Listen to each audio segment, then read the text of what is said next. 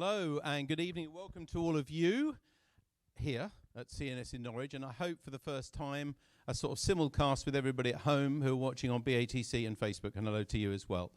Well, tonight, as you know, is our members forum, and I'm pleased to see so many of you here, but hopefully there's going to be quite a few people as well working at home. If you can make your phones to silent and things, I would be grateful. Thank you very much. So before we start, it's not going to be quite like NARC Live. We're not doing the competition and things. That will be coming back next week.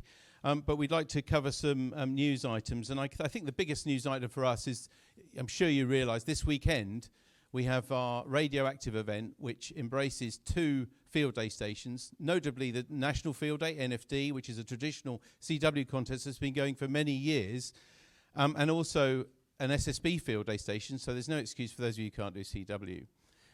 But also there's a lot of other things going on at Tammy and my place in Great Ellingham, and I hope a lot of you will make it there. I will do something now before I forget, that we found out today that the road between us and Hingham, between Great Ellingham that is, and Hingham is closed. And I think it's likely to be closed over the weekend. Now I think most of you probably would come the A11 and the usual way into Great Ellingham, and that's no problem. But just be aware of that, and I will put it on the newsletter as well. Hopefully all of you by now should have received one of these. Either you picked one up at the last meeting or you've received one on 3 newsletters. I do need these back tonight for anything you want to order. And if you just want simply to have Sunday lunch free, and that's absolutely fine, you don't need to fill in one of these necessarily. There's a chart up there at the back on the counter. Just put your name and your call sign and what you need, and if it's vegetarian or regular, and then we'll do the rest. But we have got to have some ideas of numbers. You know, we literally go out to a baker's on early Saturday morning in Attleborough to buy the rolls, and we've bought some of the meat, but we don't know how many of you are coming. At the moment, I only have 9 of these forms until tonight, and I think there's another 3. So I hope there's a few more than a dozen people coming for lunch, but it doesn't matter. But you do need to tell me, please. Don't just assume, oh, well, they can fit another one in, because we can't turn 10 into 60. All right, thank you. Now, I hope you've got no real queries about everything regarding NFD. One little change is we usually do a lot of the setting up of antennas and tents on the Friday, partly because of weather and partly because of people's availability, and also because we want to get a top band antenna up early. We are setting a lot of the antennas up on on Thursday, and I think we have probably enough people now to do that. But what we will need help for is on Saturday morning, because we're not going to put tents out in this weather and things on the Friday as usual. We're going to put them out on the Saturday morning. So if you do find yourself a loose end first thing Saturday morning, please make your way over and give us a hand, because it will make that job a lot easier. I think I've covered most of the things that we need to for the weekend. Anybody got anything else that I've forgotten to say amongst that? No, okay. I think as far as I know, that's the main news. The other thing is many of us have got disabilities, and there's a lot more, of course, in the open world. And it's not always easy to know how you can do amateur radio, for example, when you're blind. So on Monday, the RSGB have got a Tonight at 8 webinar all about accessibility for amateur radio. As you probably know, Tammy and I host this for the RSGB every month. But on Monday night, if you do know anybody who's either into the hobby and has a disability, whether that's physical, whether it's sight or whether it's mobility or something like that, and they've always wanted to get into the hobby maybe, but they don't know how to and how they approach it. We've got 4 experts on hand there who are going to tell their stories about how they overcame their accessibility issues and became radio amateurs. So do watch for that. I'll put details, if I can, in the newsletter. Yeah, I'll put these details in the newsletter on Friday to link to that. It's on Monday night at 8 p.m. and we'll be working on that on Monday. Okay. As I said before, tonight is all about really us listening to you. Although I'm standing here spouting out, we really want to hear from you. We want to hear everything about what you think about the club. And don't be afraid to be critical, because critical can be good or bad. There may be things we do well and you want to see more of. There may be things you don't like. One key question, which I shall start with because it's one of the most important, is why we're meeting here and why some of us are meeting at home, because that's obviously something that's changed since the pandemic. And we really want to hear from you what you would like from us going forwards. I won't deny that tonight has been quite a challenge to set this up, and we certainly couldn't do this every week as we used to. But it is possible, obviously, to do things online and sometimes remotely. But I would say that what we've done tonight since about 10 to 6, it normally takes us a day to set up for the RSGB convention, for example. So it's not quite as good as that, but it is a possibility. And so one of the things I'd like to ask you all about is, what you want from your club in terms of the meetings, because it's a crucial key part of it. After all, we wouldn't even know each other if it weren't for real physical in-person meetings. So that's what I'm going to start. At any time, please, both our audience here and you at home, if you want to ask a question at home, just do it in the usual way on BATC or Facebook, and hopefully they will come up on this laptop here for me, and Kevin and Tammy are watching it for me as well. So I'm going to start then with that core thing, but throughout the evening, it's open to listen to anything. We hopefully won't run out of time. We will have to finish this at absolute latest at 9 o'clock, but I think we may even be finished before that. So if we can kick it off by talking about NARC meetings. Up until March 2020, this club met just about every Wednesday of the year here at CNS, most Wednesdays, apart from a couple at Christmas. But clearly the world changed, and we don't need to go into the details of that now, you know. But when we've experimented, particularly in the last couple of months, about having talks online and then having speakers here in person and then having a speaker beamed in from South Africa here, we didn't see any difference in numbers, frankly, to probably, I'm guessing, about 30 here. I don't know exactly how many people are here. And we didn't stream those events because we wanted to see how many people would actually think, oh, well, I'll come to the club then if it's not going to be streamed. So that told us something from that. But we don't want to make this a foregone conclusion. But it is really fundamentally important to the way we run this club, both for the costs of the club, how often we book this school, and everything. So if I could ask someone firstly, I'll start with the audience to give people at home a chance to put it either onto BATC or Facebook, what you would like us to do for the future, particularly regarding talks and speakers. One other thing I must mention, of course, is that because we've had so many more talks, Roger, who's our program organizer, program secretary, has been getting speakers from all around the world, and that won't change because I don't think there's even enough speakers probably in this country to cover all of the things that we can. But we could bring them in on a screen, as we did with Steve in South Africa a few weeks ago, and then Steve G0KY here. He came and gave a talk in person here as well. So we'd like to hear from you what you think about NARC Live, the way we deliver talks most specifically, because that's what NARC Live is now really all about. It was a bit different during the pandemic, but now it's our mechanism for delivering talks. What would you like? I'll shut up now. Please wait for a microphone. And who's going to start us off?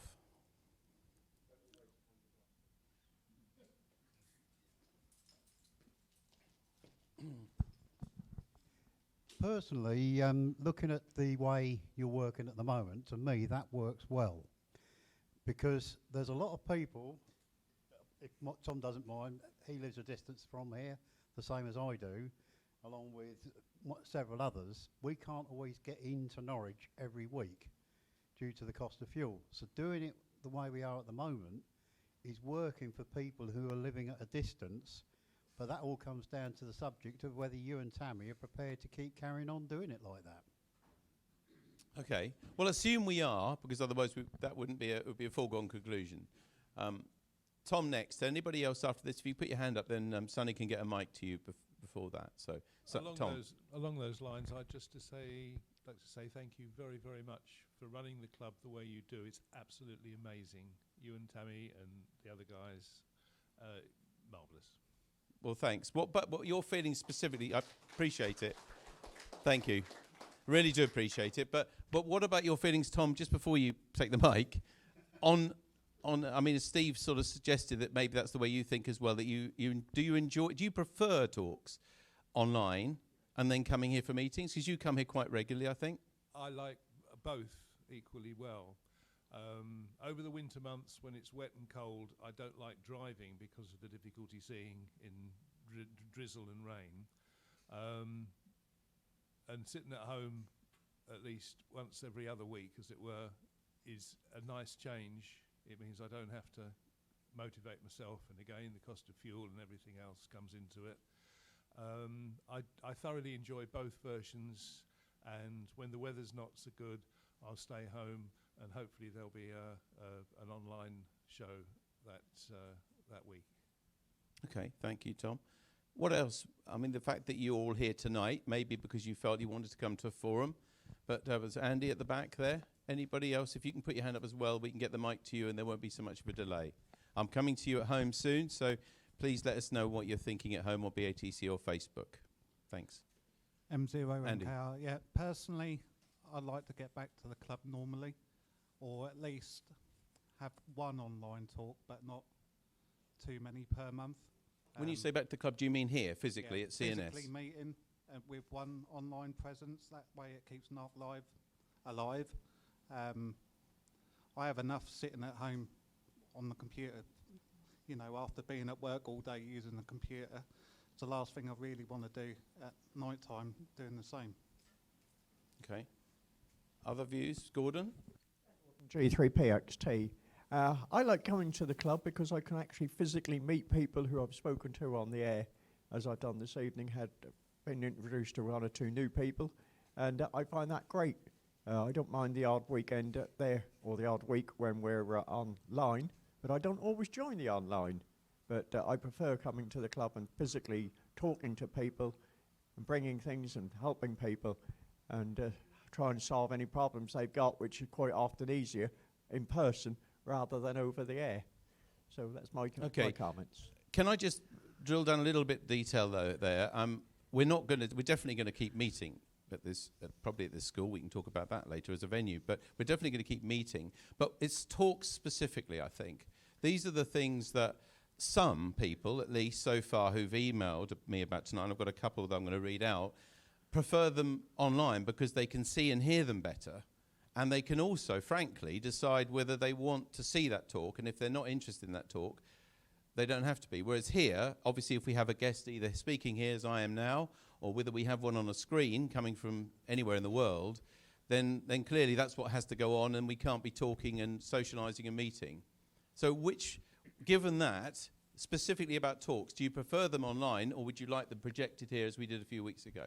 I don't mind either. I mean, I'm quite happy to come along here and talk a bit and then have somebody do a talk, because I don't always watch online. I'm always probably too busy when I'm at home trying to get on and play radio rather than join in on the talk.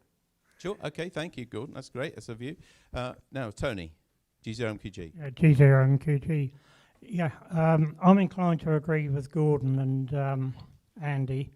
I personally prefer meetings here at the school as opposed to online, but I also accept that there are people who cannot or don't want to travel, particularly in, say, 6 months' time when it's dark at this time of day.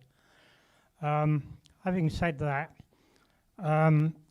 I personally would like to see one or two more practical things, and I'm willing to help in that, as I'm sure you know.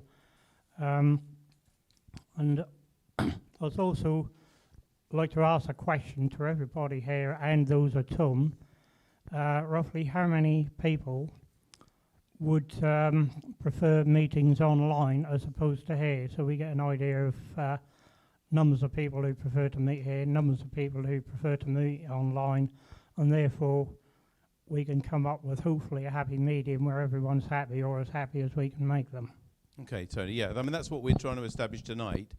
And as I said, there's no plans for us, and presumably, especially the people here in this audience, you want us to meet like this. But it's about the talk specifically, because that's an area where many people prefer to watch them online at home. I'm just going to go to a couple of people now who have responded already on BATC and Facebook. Richard M6 UES on BATC. By the way, just for your information, there's 22 people watching on BATC and 16 people watching on Facebook. Richard M6 UES says, certain talks, however, do work better in the room. Oh, I see. I'm sorry, I missed it. He's given two answers, two different pieces. I'll read the first one first. The online talks work really well. The real benefit is that you can make the decision whether or not the content is really going to interest as the talk goes out. And if it's not at all, it's not embarrassing to switch off in the way that leaving the room would be. If we are going to have more club meetings, this needs to be something other than talks and other than just sitting in circles and chatting, perhaps more organised practical work. And then he adds to that, certain talks, however, do work better in the room. For example, Paul Money, if he plans to come back, or the Rob of the Retro Electronics Workshop. Okay, so that's Richard's comments there. I've not got any other comments, I don't think, on BATC. Let me have a look. So, where is Donard? Is he further on? Oh, okay. Yeah, Donard has said, oh, okay, well, there's also Roger, I guess. I'm extremely happy with this is Donard, M0KRK. I'm extremely happy with the way things are running at present. Other commitments often prevent me from attending in person. Oh, there's quite a few coming in. I'm going to sit down if that's all right. Often prevent me attending in person, and the catch-up via Facebook has been very valuable. Jim, G4BDW, as a remote member living in Northamptonshire, I would prefer your talks to be online. Just working through this. I've done Richard. Audio much better. There's obviously been some issue with that. John M0MTW. Because of distance, the online talks are my preference, but it's good to have meetings at the school for those who are more local and for demonstrations, etc. I think a combination of both works very well. I think have I covered everything on BATC there, Tammy? Okay, because there's quite a few other things being put in as well. So Ralph 2M0RHT, disability excellent, disability is a protected characteristic. I think that's probably more about the talk that's going on Monday. Paul Brooks, M1AFQ, has said online. Ralph 2M0RHT says, finding it very difficult to hear this evening. Sorry, as a club member living at a distance, the vital importance of club activity and involving us from distant parts is both inclusive and educational. So nice to see old friends online. Tony, keep in touch is what he says there. Jamie Edwards, I don't have your call sign, sorry Jamie, and I don't remember what your call sign is. May seem like a silly question as I may have missed the first chunk of this live stream, but why can't you just go, they're coming in very quick here, just go live at meetings like you are now, can't you do both? Okay, I'll cover that in a little while. If anybody saw me about half an hour ago, they probably have the answer already. Steve, G3EVA, I'm happy with the formula that you've been running recently. As said, if you decide that a talk is not for you, it's easy to leave without any disrespect to the speaker. Paul, M1FQ, comes back and says, talks online, both meetings and online generally.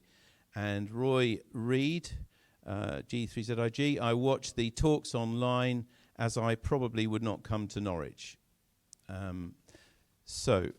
Jamie's call sign was M6OOJ is just added. So that's our online feelings, and there's, as I said, there's about 40 people roughly online watching this now. Have we got any other feelings in the room? Jim, G3YLA. Jim, G3YLA. I kind of agree with the view that we should have a mix as a club. I think the meeting in person is really important, and we shouldn't dispense with that. I think half and half is a pretty good balance. But for talks, my view, both as somebody who enjoys them as a viewer, but also occasionally presents them to clubs, giving them online is a very good, successful way of doing something that contains a lot of perhaps complicated content, because in a big room like this, we're very lucky. We've got a huge membership. We've got a good venue here. You get a huge number of people in a meeting. And unless you're in the very front row and really close, some of the material on the screen doesn't have the impact that it would have if you were watching it online. So I think there's room for the mix between online and in presence. And somebody did bring up the two sort of, how should we say, presented talks like the Paul Mooney and so on, that were very much of the moment and the atmosphere of the occasion, which obviously clearly do work really well in person. But I can't see anything wrong with having something split 50-50. If it becomes too much online, then of course we lose the cohesive togetherness that you get when we all appear here in person. So 50-50, and I'd be happy as well. Okay, Jim, thank you very much. We've got young Frankie here, M7EQR. Everyone listen.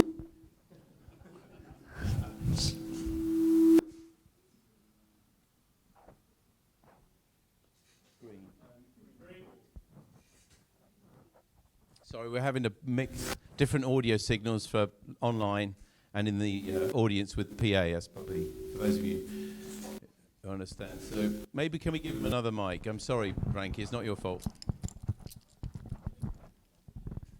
Hello. Okay, that works.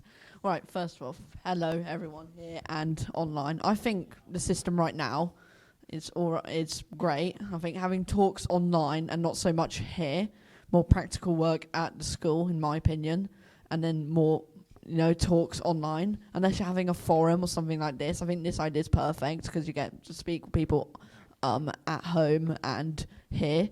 But honestly, I personally think not do talks here because honestly, there's a lot going on there, and I think online will be perfect because most people here, I'm sure, have access to the internet, and also the ability to rewatch it after it's finished on YouTube and such. But yeah, that's all from me. No, thanks very much, Frankie. I think actually you added a point at the end which was a very valid one. And obviously if we don't record or film, video, whatever, a talk, then we can't put it on to YouTube or whatever later. So that is something to consider for those who maybe miss a talk. It's something that, a few years ago we didn't do this at all. I know quite a few of you around the room probably looking at you, you've joined in the last 3 or 4 years. Well, before this, most of our speakers were here in person. Occasionally we'd have someone what we call a Skype talk because Zoom was hardly known of about 4 years ago, I think. But of course we couldn't bring that then to anybody who missed it. So now who was next? I did see a microphone go over there. Yes. Hello, Colin, M7 OPB. You've sort of basically covered what I was just going to say.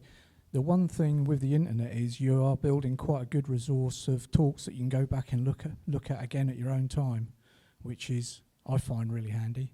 And being a newish member to the club, you can waddle back happily through it and find other things that you missed that I wasn't here when some of them were recorded, which is always interesting. I like the meetings here, and it's brilliant meeting everybody.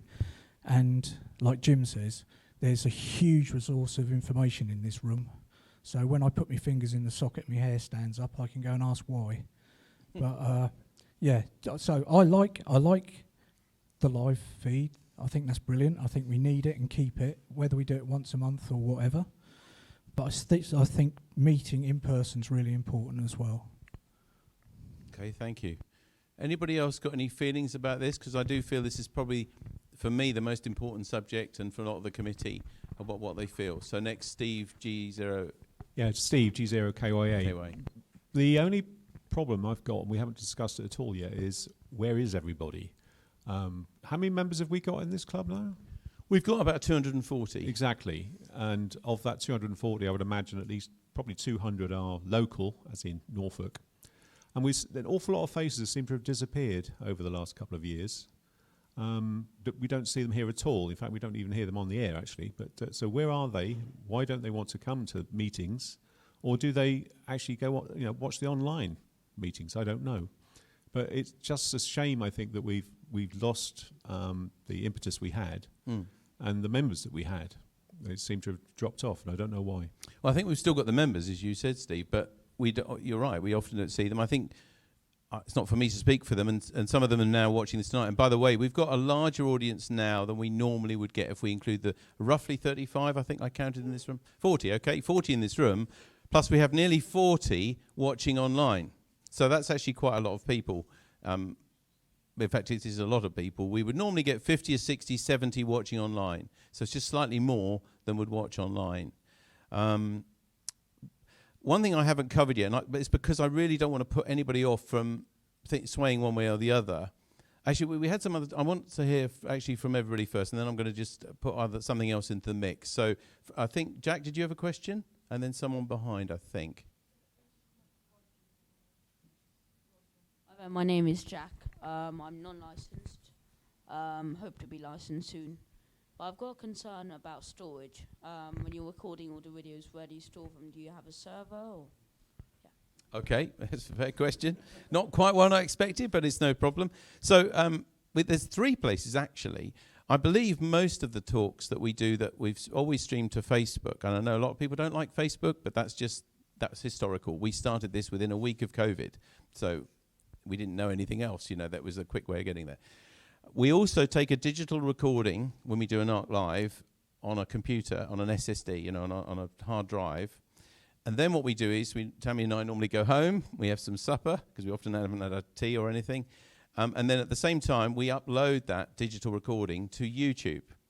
So if you haven't already found that, as well as watching live, we also have got most of our programs, apart from the first 9 months, I think, 6 months, 9 months, on YouTube, on our channel. So if you're worried about losing them, they are stored in 2 places. We've kept all of our recordings, plus they're on Facebook. I'm not sure if they go right back 4 years, but also on YouTube.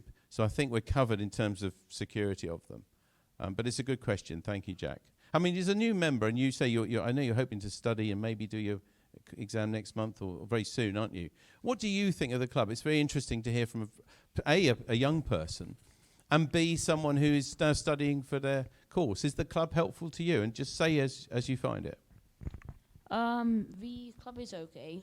Not okay, it's great. I feel the live talks and the in-person talks, I think they balance each other out, and that's quite good. I've got nothing else to say, really. Okay, thank you, Jack. Well, thanks for having the courage to speak up. Someone else now. I saw a hand towards the back, didn't I? Or anybody else got any feelings at all about, and looking around the room, quite a few of you, not all of you, come for most of the meetings here. Anyway, Steve.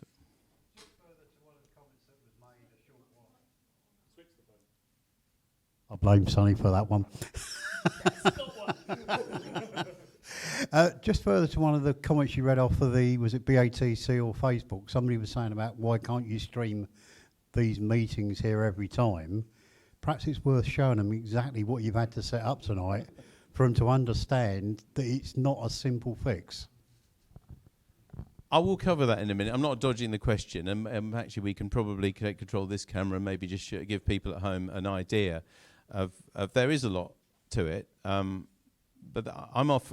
Tammy and I both, we're sitting in front of you, asking you. I'm asking you, okay, as the chairman of the club, what you want for the future. But that I wouldn't want to put that in the way. If we weren't prepared to do this occasionally, then we wouldn't be offering it. Believe me, it's been a strain tonight. I must admit, all this is happening over 3 mobile phones at the moment, using our data. So because the school's internet is locked down so hard that you can't do anything like this with it, video streaming. That's why. It's a shame because they've probably got a fantastic connection actually in a big school like this.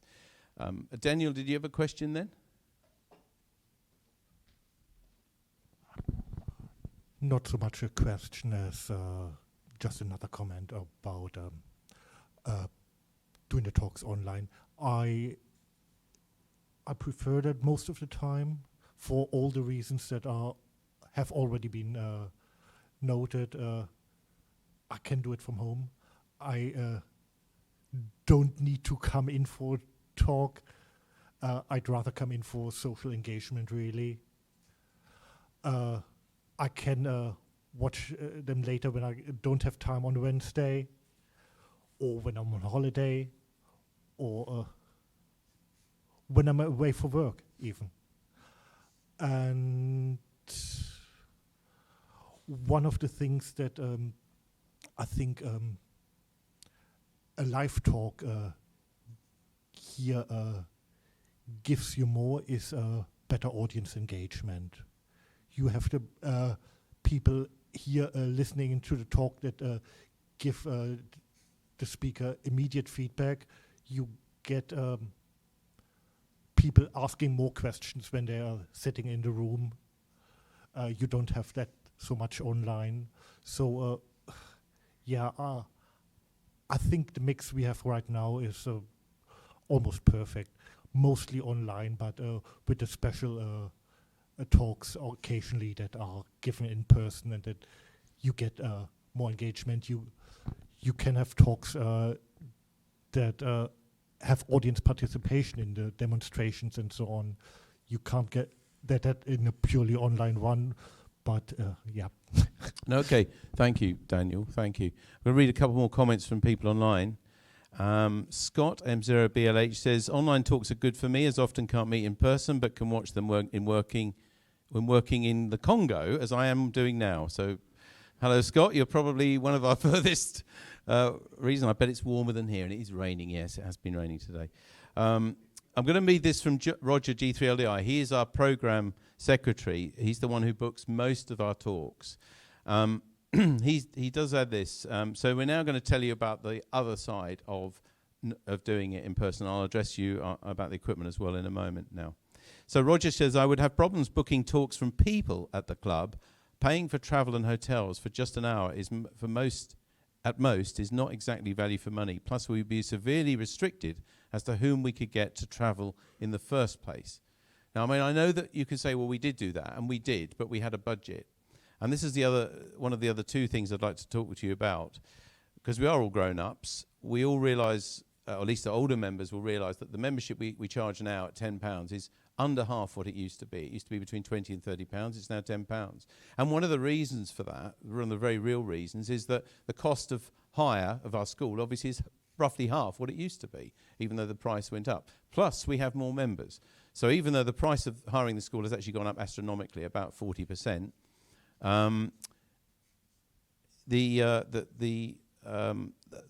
because we only have it roughly every other week, and there's no cost when we do a talk online at home. When Tammy and I host it at home, we don't charge anything to the club, or obviously for doing that. There is no cost involved. And so, with regret, I'd have to tell you that your membership would certainly have to go up to sustain paying people to come here. And it would also have to go up anyway, even if we have everybody coming online on a screen behind us, if we just did this, if we just met at the school, because of the cost of hire of the school. So I know for many of you, £10 a year isn't much, maybe 20 or £30 isn't even actually very much. I think as clubs go, it probably isn't.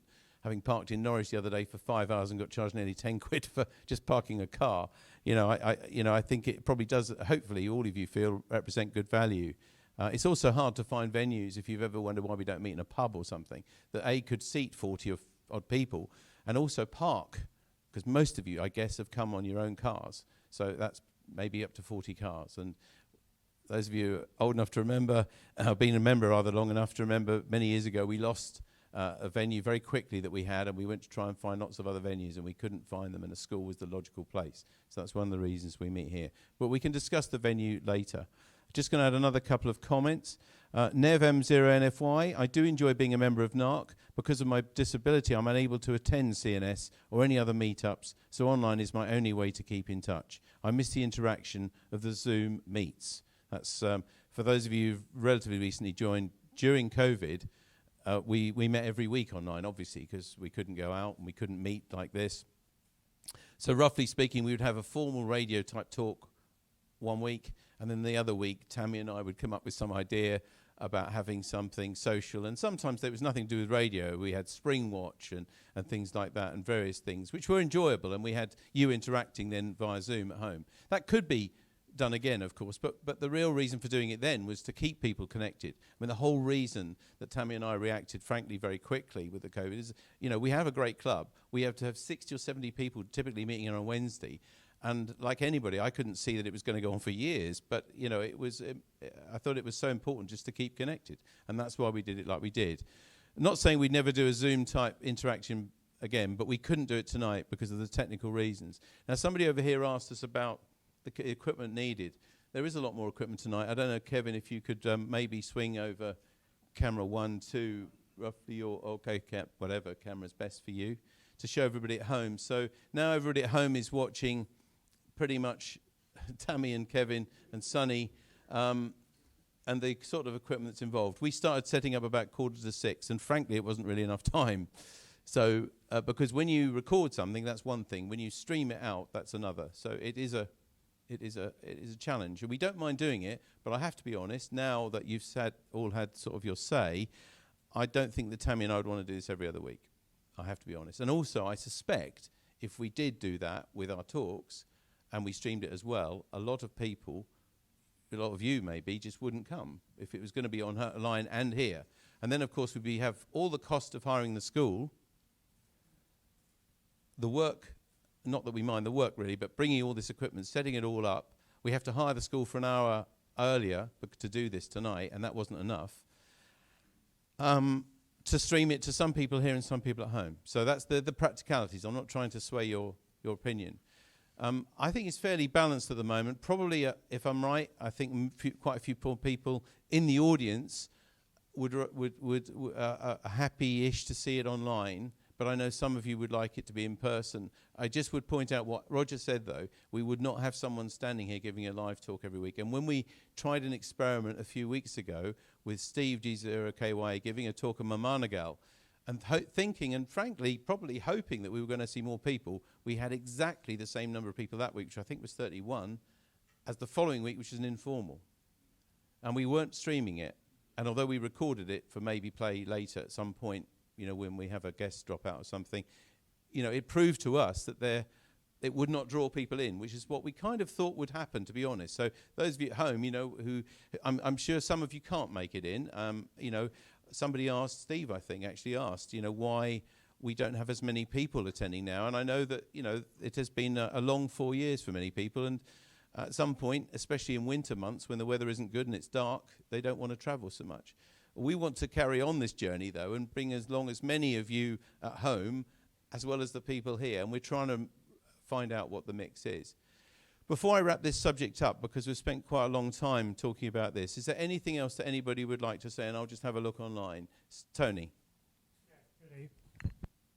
Hello, is it? Yes, it is. Yes, Tony G0MQG again.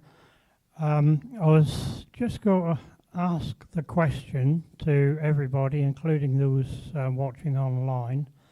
When we meet at the school, not when we meet online, when we meet at the school, are there any subjects that people would like to see covered without doing an informal talk? I was talking about small work groups that could maybe get together and discuss or demonstrate a particular subject within the hobby.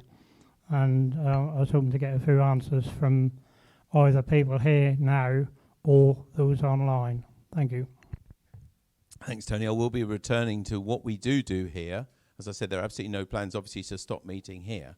It's just the frequency that we meet and talks in particular. But thanks for that point. I'm going to read now, just cover the last points that have been coming in on here. Paul M1AFQ said, I would like to get to the club, but as I am, it's difficult. And like Jim said, I can take more in. So I like both ways for meeting up. It's just not easy for me right now.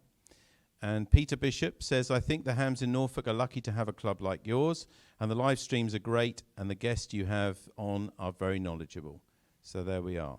That covers it there. If there's anything else that anybody would like to say, I'm not quite sure exactly how we'll take this forward, because I think this is such an important thing, because it affects a lot of things we do, the cost of the club and everything. It might even be something that we'll put to a vote. But just for now, can I have a show of hands in the room? It's not going to be necessarily decisive, but how many people would like to see talks specifically carrying on online on approximate alternate weeks as opposed to here being streamed? Can we have a rough count of those, please, Sonny?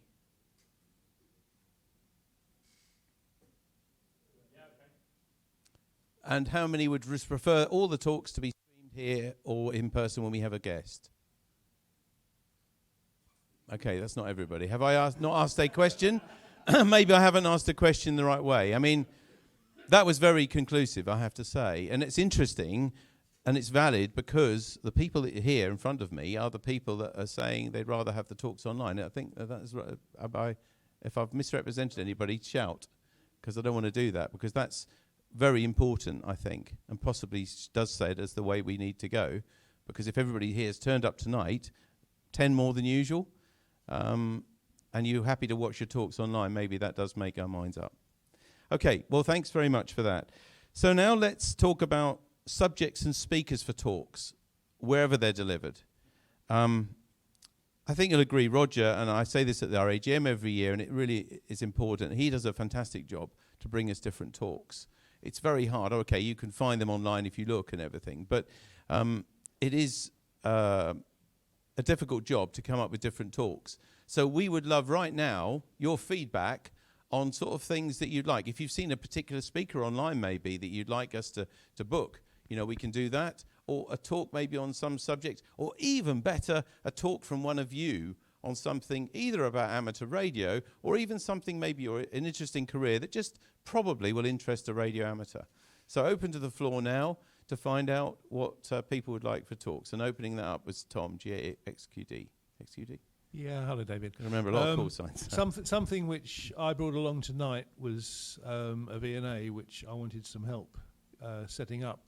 And what went through my mind after I got a little bit of help there was we could actually have somebody coming along and explaining how their Yaesu 991A or ICOM 7300 works as a talk or a mini talk for a few people who would like it, as part of an informal evening, or even as a bona fide talk itself.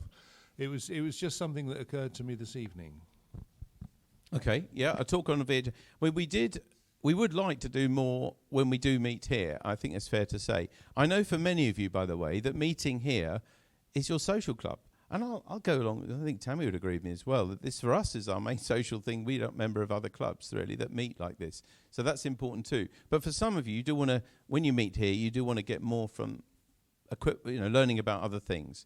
And of course, you could never beat being in person for some of those things. So that's a good idea.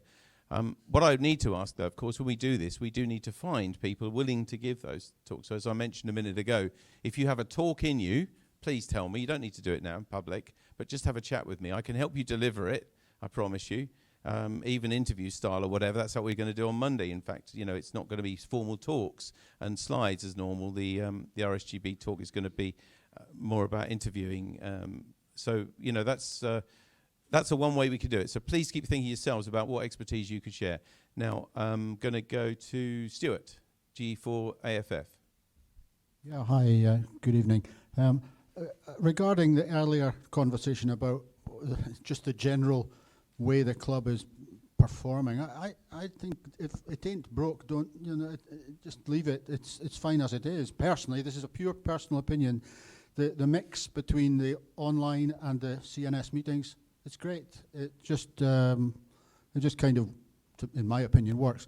What I was going to suggest here was regarding talks in the hall by members of the club, that perhaps giving one night to one person is a pretty big commitment, and I think mini talks are quite a nice thing, so you get 20 minutes each and maybe 3 people just in an evening, maybe twice a year, and 20 minutes is not hard to put together.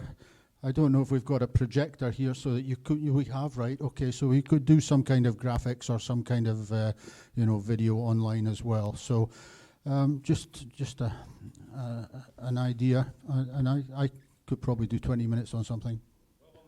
That's it. Right, we've got a first one. Our first victim. Yes, a round of applause. No, very good. Appreciate it much. There's a lot of things we could do, and in fact, I'm thinking back to probably now, everything's sort of post-COVID or pre-COVID, isn't it? But we did do a talk. I think it was Tony. He didn't really want to give a talk on fault-finding equipment, but was happy to show people. But how do you show 50 or 60 people? So, because we have a lot of cameras now, a lot better than we had way back then as well. We can show something like that. So if you were just going to show something practical, Stuart, and like Tom said, a VNA or something, we could certainly have cameras that could project large pictures on the screen. So that's a great idea, and I've written that down. 20-minute mini talks. So that's a good idea. Tony? Hello. Yeah. I think Tom is your name. Yeah. What you said a little while ago about using VNAs, that's exactly the sort of thing I had in mind when I mentioned a few minutes ago practical demonstrations or instructions, call them what you like. That's exactly the sort of thing I had in mind, in particular VNAs, because I've just ordered one, but it hasn't yet arrived. So I'll be playing in the dark, so to speak. Okay, thank you very much, Tony. Now, I think, is that Jeff? G7PLF.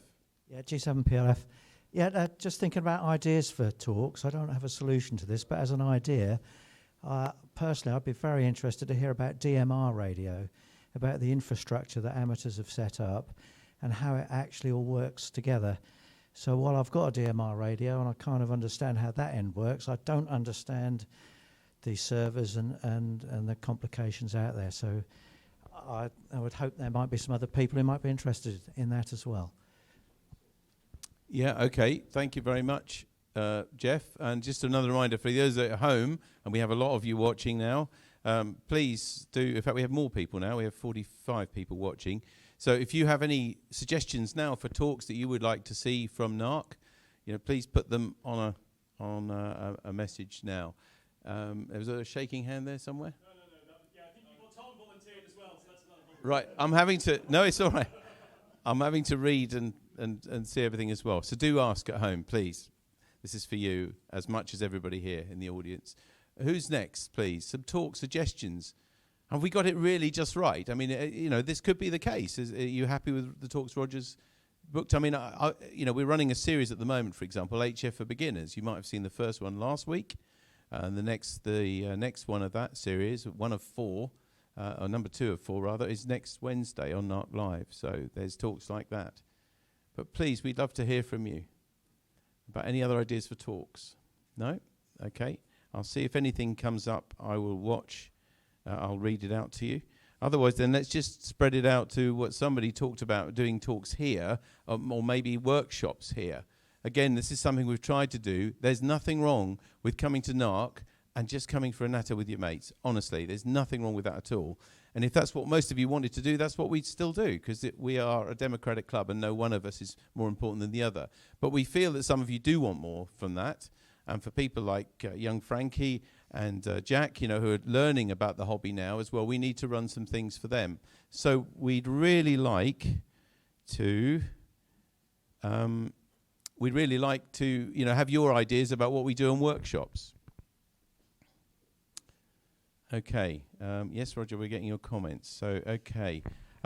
So Roger's asked a question here. Oh, yeah, it's several questions. Now, my computer's refreshed. It's because we're running a lot of bandwidth. For those of you technically involved, we're running probably about 15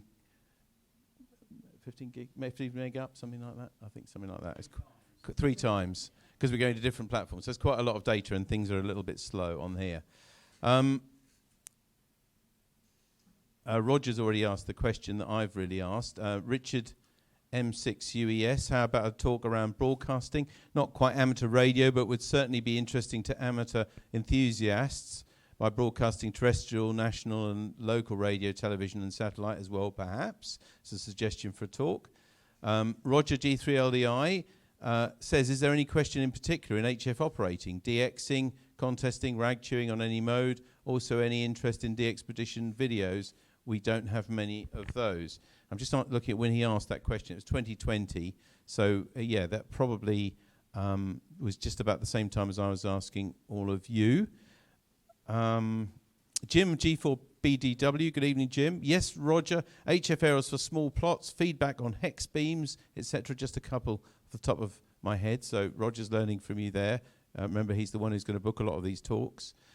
Thomas, M0TEO, some great talks. More meet the talks would be welcome. Not quite sure what you mean there. Most welcome.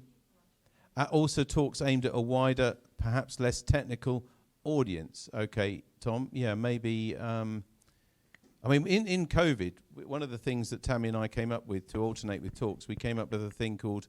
what was it? I can't remember what we called it. Getting to know.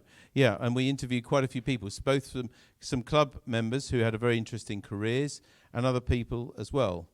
And even Jimmy Cricket one Christmas, if you remember that. So there are that sort of thing that we could do instead of just a flat talk. Someone who's had maybe an interesting career, that's when we could also ask you to interact more online with questions for them indeed. Roy G3ZIG says, Roger does a very good job in finding diverse and very interesting talks. That's right, Roy, absolutely. But I know if Roger was sitting here, he would tell you as well that he would love inspiration and ideas from others. Ralph 2M0RHT, a little bit off subject, but I don't want to miss it, says, does NARC have a STEM ambassador? And if not, why not? STEM is something which some of you may have heard of. It's something that's used in schools. These two youngsters will know about STEM, won't you? Science, technology, engineering, and maths. Yeah? And now STEAM sometimes, where they add the arts into it, so it's sometimes STEAM. That's only because I've got an educational business background. But that's something that really tries to make technology relevant to young people. linking those things together. Why is maths relevant if you want to become an engineer, etc., etc. So I think that's probably not something for here that I can cover here, Ralph, but maybe we should try and find something like that. We have got a good group, of course, a healthy group of youngsters in our Bright Sparks, 7 at the moment, in fact, which I think is quite good. And in fact, we'd probably struggle to have many more than that, where they have a session once a month. So for those of you at home who've never been to a meeting here, I know some of you live a long way away, once a month we do have a meeting called Bright Sparks for youngsters under 18 to try and teach them soldering, making kits, and about how the electronics works as well. We put an oscilloscope in or something like that to explain a bit of it as well. Sort of thing I don't think you have time for at school, do you? Do either of you do that at school, just for interest? You're moving into it? That's good. Oh, good. You're trying to start something at school. Well, that's really good. Let us know if we can help you with that, because that's where the hobby as well can be relevant. Okay, I've got Jim. I can see with a microphone. G3YLA. Just to follow up on the gaps of how to deal with in the school meetings. One thing that's always struck me as a bit of a shame for especially the younger folk coming into the hobby, but also a number of people who get licenses at any age who jump straight into VHF and are not really having time to spend doing what in the old days used to be traditional SWLing and getting a flavour of how the HF bands work. We've got a club shack which doesn't get a lot of use, but is there scope for having, say, an online operating tips and hints scheme where you use web SDRs as the receivers, so you're not worrying about the school's antennas and high noise levels, and having folk just do an open discussion on how the bands are behaving, why they're behaving like they are, what you're hearing at whatever times of day, and just general procedures for, how should we say, HF operating in general. You know, not how to open up a repeater, but how to operate on the HF bands, when to worry about whether the frequency is in use, which bit of the bands are used for which modes, and where the fast people go at the Morse end of the band, and where the slow people go, and where you want to be able to learn your craft skills. All those sort of operating techniques, we don't get much of a gap to include in the repertoire here, and I think the in-person things could help that. Yeah, okay. So that's the mix, and we could obviously have in-person, and occasionally as well, if it was an in-person talk, but we feel we should try and get to the rest of the membership, then it's something that we could record and then play back at another time, or maybe using YouTube, as we mentioned earlier. Thank you, Jim. Trying to cover some of these things now. There's quite a lot coming in. NEV, MF0, NFY. Retalks, good mix of talks, but after 13 years membership, I note some, those aimed at new members, are less interesting after seeing them 5 or 6 times, but they are good for newbies. You do seem to be getting a good mix, and sadly, little thanks. Okay. Well, hopefully, and this is always a danger, of course, because we have new people coming in the hobby all the time, and there will be those of us who have been a member of the club for many times. Maybe it even blinkers us to ever doing another talk, because we think, oh, we've done a talk like that, but it might be 10 years ago or something like that. So it is important to do that. As they say, the classic, cliche, you can't please all the people all the time. Yeah, the talk, someone's asking, a few people are asking about this talk. We did start it last week. It is available, last Wednesday on NARC Live. It's all about HF operating for beginners. If you missed it, you can watch it on our YouTube channel. I hope all of you know about that. But if you ever miss a talk, you can watch it whenever you like. And it's open, actually, to everybody as well. So, you can always, apart from the first, say, 6 months or so, because we didn't think this thing would last more than 6 months, but most of those talks are there. I'm well aware that we're well over halfway through our time, and I want to cover a few other things. I also want to read out a message from Martin, G7 UGB. I don't want to forget this, because he wrote me an email, said he's really sorry that he's away in Northumberland and he won't be able to join us tonight, but he'd like to just say a few things about what he thinks about the club. He says, I really love how the club is run, and it's great that we have so many members. I'm quite happy to keep with the online CNS meetings, as that works quite well for me. I'd like some practical sessions, similar to Bright Sparks, but more advanced. I believe there are some mini transmitter kits from Kanga coming out, but unfortunately none of these would work for me as they're all CW. Perhaps people could bring their own projects in to work on with the support of other members who may be more technically able to help if required. Another item would be some, and I'm going to come on to this very shortly actually, another item, I'll read this now. Another item would be some coach or minibus trips, or perhaps some days away to say Bletchley Park. Easterns do a trip, but we get free entry as RSGB members, which is a good point. If you didn't already, you can go into Bletchley Park free if you're an RSGB member, and it's very expensive if not, if I dare say that. I mean, it's about £20, I think. Tammy, do you remember? We're putting you on the spot. Do you remember when we went to do some filming at Bletchley Park? How much it was? It was a lot of money, I think. Anyway, if you are an RSGB member and you ever want to go to Bletchley Park, it's free. If you just need to book it the day before online, and you get a pass to get in. But that might be something when we talk about trips and visits and things. Maybe I think he's just a coach the RSGB convention. Not sure if that would work, or Martin Lynch or whatever. But anyway, thank you very much, Martin, for suggestions there. So with that, just talking about anything else here before we finish up at the school. Those in between talks, what would else you'd like to see? Anybody got any other ideas of things they'd like? Generally, are you happy then with if we try to cover some of these other little things as mini workshops? There's a hand going up there. David, I think. Yeah, good evening. David, M7BLX.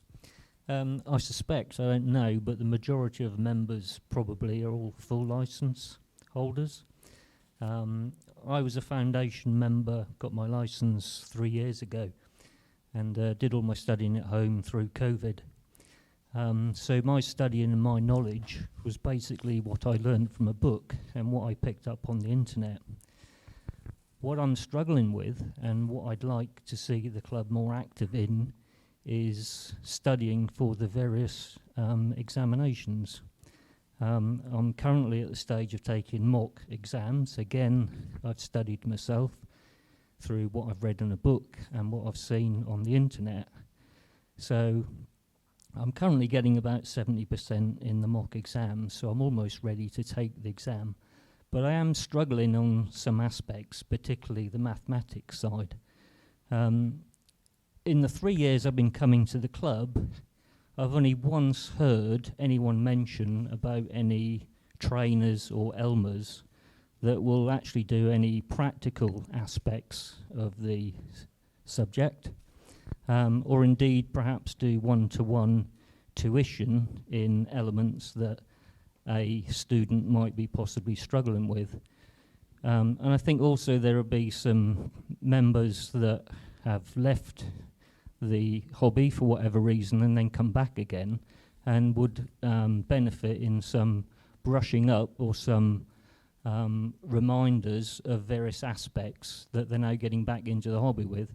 So I love the socials, it's great, but what I'd like to possibly see is some subgroups. I mean, there are 2 rooms here, presumably both rooms can be used, whereby an area is set aside where people that are trying to get to the next level of the hobby can have some one-to-one tuition, or indeed some schooling in the similar way that the Bright Sparks is. I've watched the youngsters do their circuitry and that's absolutely phenomenal. But for us older members, I feel there is an opening there somewhere where the club can help out the older people get through the next stages of the examination. So if possible, I like to see something in the tuition side, a one-to-one, including practical aspect, to get through the next stages of the examination. Okay, David, thank you very much. I think you said you've been a member for about 3 years, was it? Something like that. So this isn't to excuse anything, but as those who have been members for 4 years or more will know, we used to run lots of courses, proper physical in-person courses, usually here, normally 2 foundation a year, 1 intermediate, and 1 advanced maybe every other year, something like that, because that's very intense and not as many people wanted to go to it. So that's something we did. Now, it's not really as a matter of choice. There's been a number of reasons why we haven't run. We've only run 1 course since, actually. We ran one in November 21, I think. 22. November 22. And Stuart is here, I think, somewhere. If you could maybe add a few things in a minute. Maybe you get a mic to him, because I'm going to put him on the spot. Stuart is our lead instructor. So to put it in perspective, though, and to put it into context, David, and your point is valid, and I'm sure others may be thinking the same. We were a very active club with training. When the pandemic came, the RSGB were very quick to adapt and make all courses, all exams online, without the need to come to a club, which you used to have to do and invigilate, and they did it all online. All credit to them for doing that, because it kept the hobby growing even in that time, which was an amazing thing to do. A lot of people then started online courses, excellent courses like those run by Essex Hams, I'm just trying to remember his Bristol. Yeah, there's other ones. One in Cornwall as well. Bath learning course, Bath distance learning.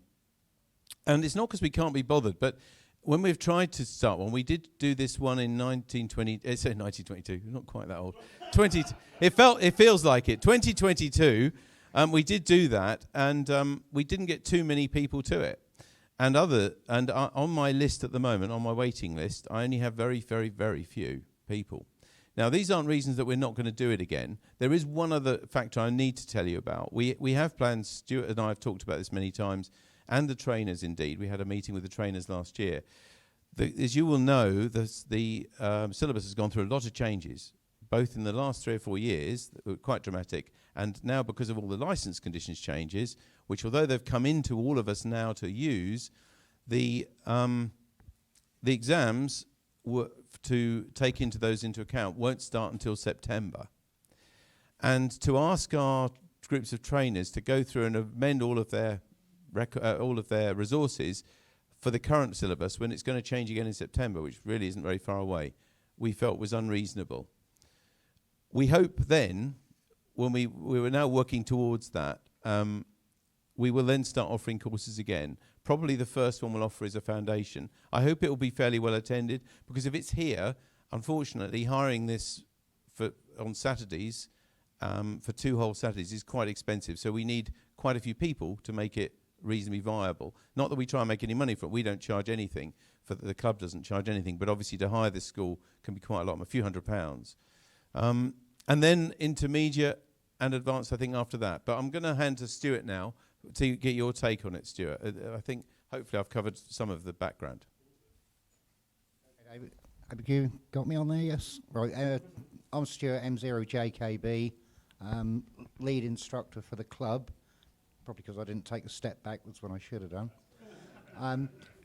Yeah, I mean, David's pretty much covered most of the things. I think one thing he did admit to say there was that the RSGB took out all the practical elements because you couldn't have practical assessments for an online exam. So they took them out, people still passed the exam, and they refused to put them back. So the practical elements are totally gone. The soldering, the on-air conversations, the SWR calibrations, it's all been taken out. We don't do it anymore, and it's not part of the exam. So I think I can fairly confidently say that David and I have talked, and one thing we will be doing with the training is looking at doing more practical training than theoretical training, because there's so many online courses that you can sit and watch now.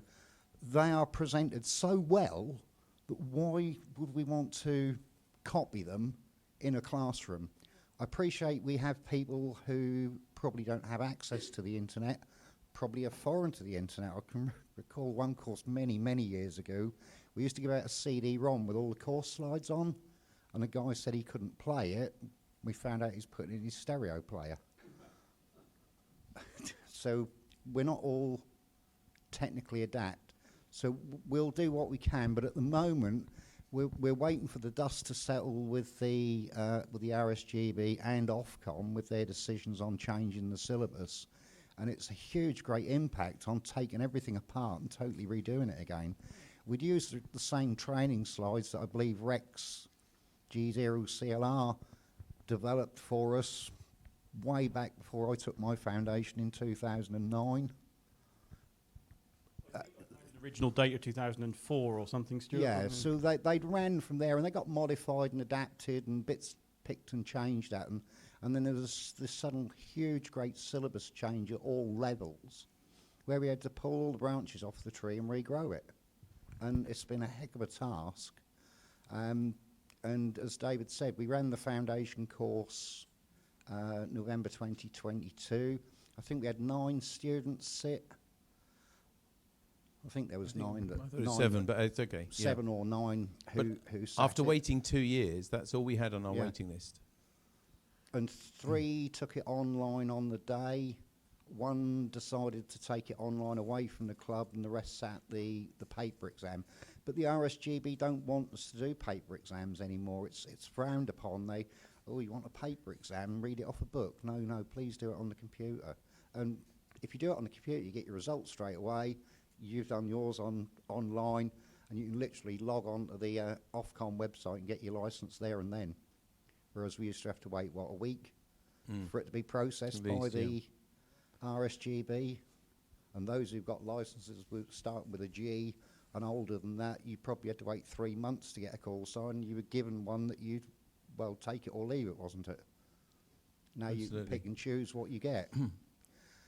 There are more changes to come, unfortunately. I say fortunately, unfortunately, whichever way you look at it, from Ofcom. Phase 2 is coming in later this year, and Phase 3 the early part of next year, where there will be some more changes to licensing conditions. And we've got to, as a club, try and keep abreast of it, try and keep our members informed of what the changes are. And I bet there aren't too many people around this room here who know what the new licensing conditions are. It's been simplified from 1 small license document into 3 separate PDF documents. And I'll bring a copy of them to Radioactive at the weekend. If anyone wants to talk about the new license and conditions, come and have a word. Thank you, Stuart, and I will come to you, Sonny. I just want to get a feel for the room, because David asked this question. How many of you in here are waiting to progress your license and waiting for us to run a course? 1, 2, 3, 4, 5, I think. So that's good. That's good for us. And it'd be helpful. I know it's a bit off topic, but I'd like to know what you're waiting for. So you're already licensed, I think, except for Jack. So your foundation. So you're waiting for an intermediate, are you? An intermediate? Others? Intermediate? Just tell me. It's just a useful for us to plan. So it looks like there's quite a lot of demand for intermediate. Any of you waiting for advance, or full as it's called now? I mustn't call it advance anymore. Okay, Stephen. All right, thank you. That's useful information. But that is an honest appraisal of where we are. It's not because we can't be bothered, and it's not because, other people do it online. But it is, this is the reasons behind all of this. Sonny, what have you got to add? It's just as a personal response to David. It's not to put you on the spot. The 7 people in the room that I know are involved with training, would you please put up your hand? There's more of you than that. Come on. That's another one. There's another one. So these are a few of your trainers that are involved with this club, and we can help you with whatever it is that you may need help with, okay?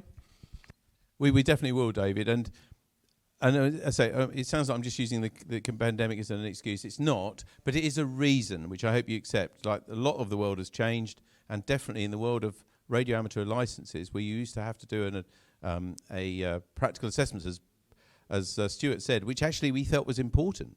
We actually taught you how to solder in an intermediate level, and you had to be assessed. You wouldn't fail because we'd help you until you could do it, but they were useful life skills.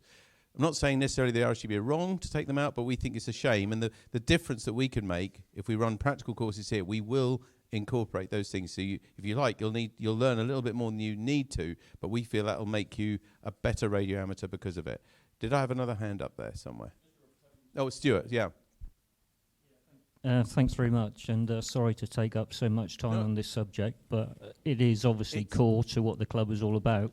These are my notes for tonight, David, and training is there. Yeah, that's great. So honestly, it was not going to be missed, but thank you. But as a sideline, that's the first time I realised there are so many trainers in the room, and it's the first time I've seen them, not exactly introduced to, but it's the first time I've become aware that there are so many trainers here. I do accept, obviously, the pandemic situation and, of course, the fact that the licensing conditions are being changed as of September, as far as the examination is concerned.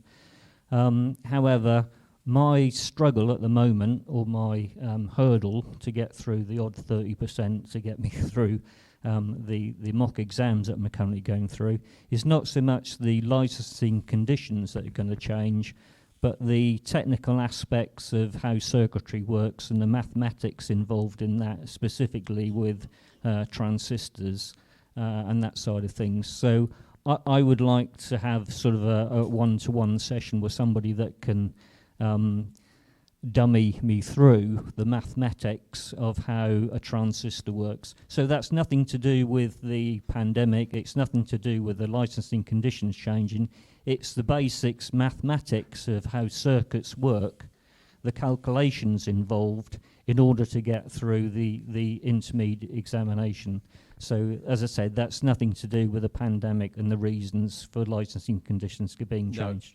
No, I was really saying, though, that the reason the training disappeared is because it had to go online. Otherwise, nobody would have learnt anything to go. That's what I meant. I wasn't using the pandemic as an excuse. It's just what happened. And then them taking away all of the practical assessments meant that people didn't have to join clubs. They didn't have to come to a club to do an exam. There is a gentleman actually going to come to this school in a few weeks' time and do a paper exam, but it's taken 6 weeks to set up because he's just not computer literate, which is fine. There's no problem with that.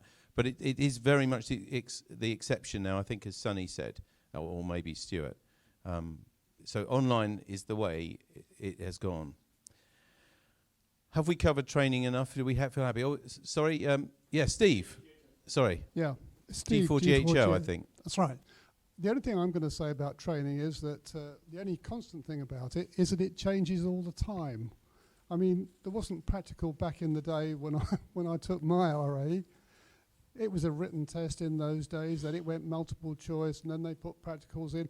Everything changes all the time. Don't worry about it. You know, it's the hobby changes, and everything has to go with it. That's all I'm going to say. No, it's good, Steve, and it's very relevant. In fact, if some of you eagle-eyed on there, and some of you newcomers, you don't now know how to fit a plug to do any of your exams. We used to teach PL259s and things like that. You had to fit and solder and how to fit a club to fit a connector properly.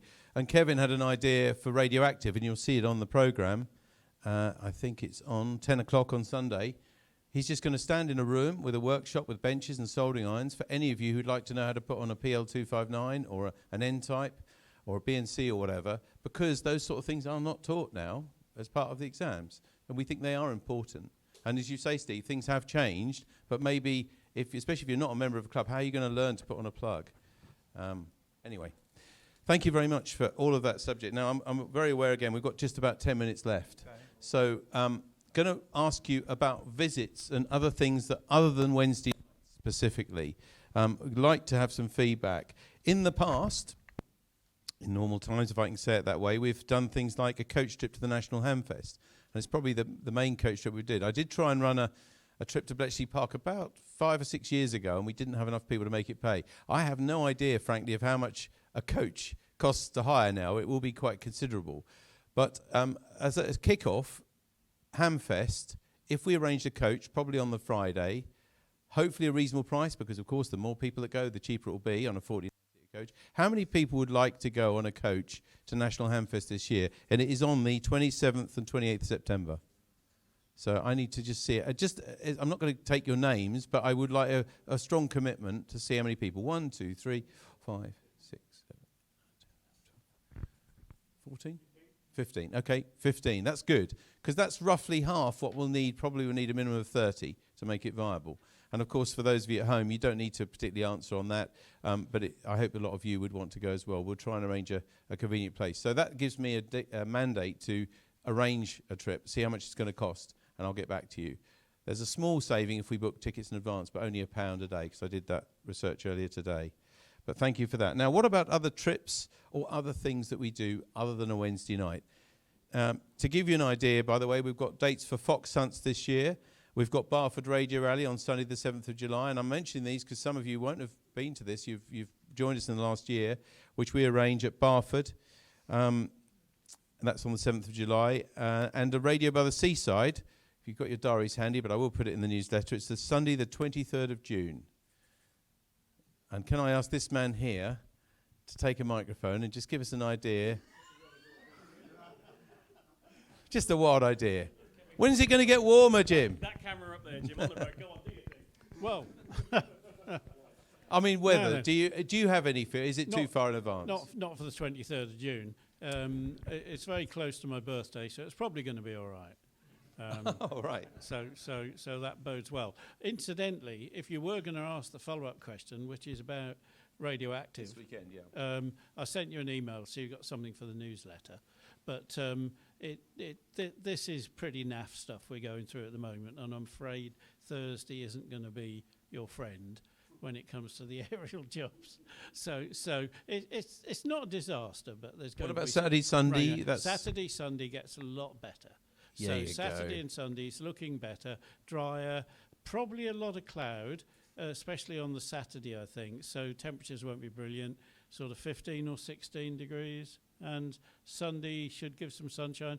Both days at the moment look drier with slightly lighter winds. So, a 0-0 draw. Well, it certainly sounds better than now. Thank you, Jim. I didn't quite put you on the spot, except for the June date, but because it would just be nice to know what's happening this weekend for all of us to plan. Right, we have only got relatively short time. So, yes, John, please go ahead. John 2E0TWQ. I'd like to go to Bletchley Park. David? Okay. Just you? Yes. No, we. And can Jim organise the weather for the 25th of June, my birthday? Dial, Jim. Are you open to request, Jim? Oh, you are. Okay. So, trips, this was exactly what I... sorry? Pay him in Fahrenheit, he said. Remember those? Okay. Let's have some feedback about trips. I mean, Bletchley Park was a good one to suggest because it's quite a way for a lot of people to drive.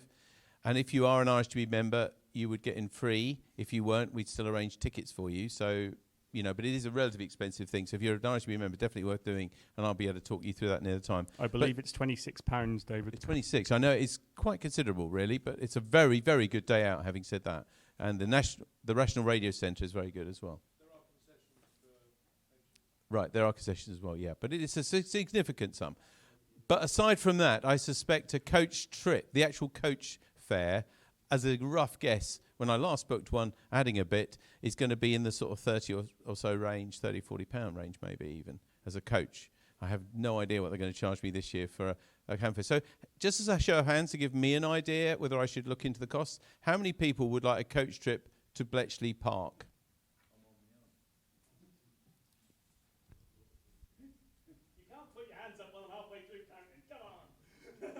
Just to give me an idea, honestly, it's quite about half the room. Maybe come over there, Steve. About 10 or 12. Okay, that's quite good. Well, it's certainly worth me looking at the cost, isn't it, for that? All right. Going back to our friends online, we mustn't forget them. There are still 39 people watching online, so we haven't forgotten you. But we're coming towards the end of our program now and our evening, so please get your last-minute thoughts in. In terms of trips, we've had a suggestion to a trip to Radio Caroline. How about that? Now, again, I know it's not a detailed survey, sophisticated survey, but how many of you would like to see would come to a trip to Radio Caroline? That's quite a lot of people. Just Keep your hands up, people.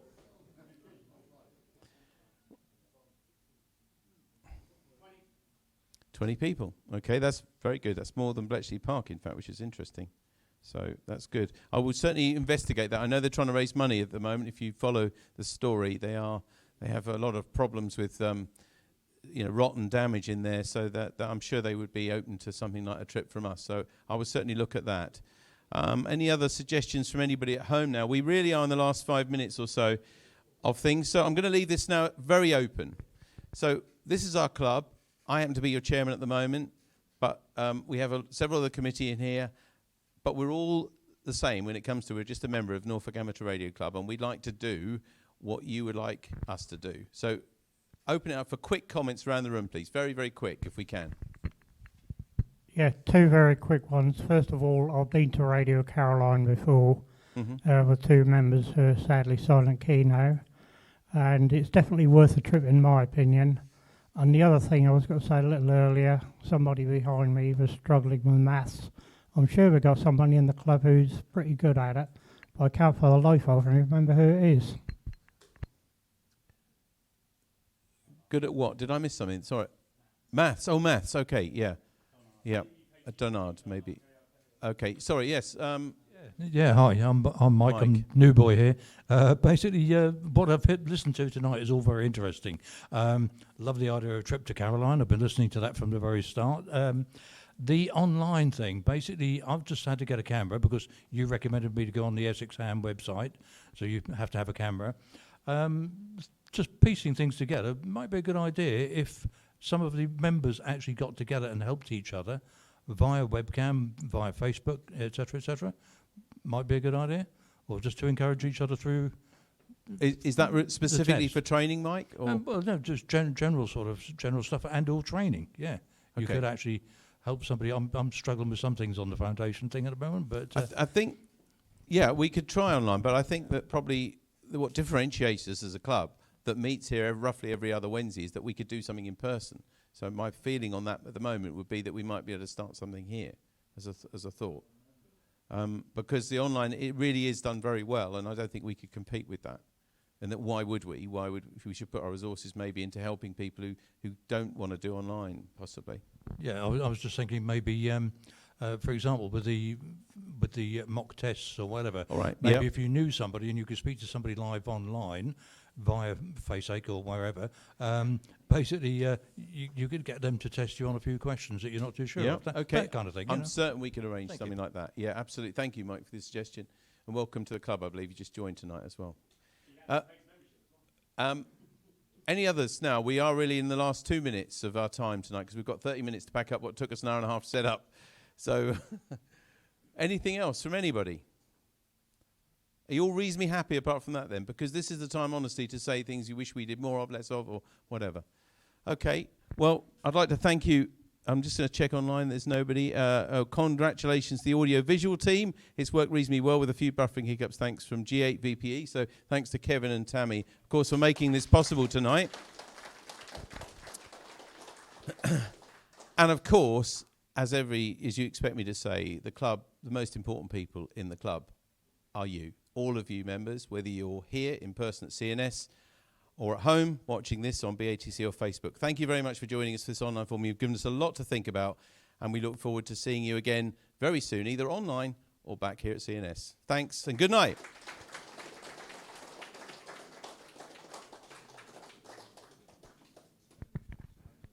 Thank you very much, everybody.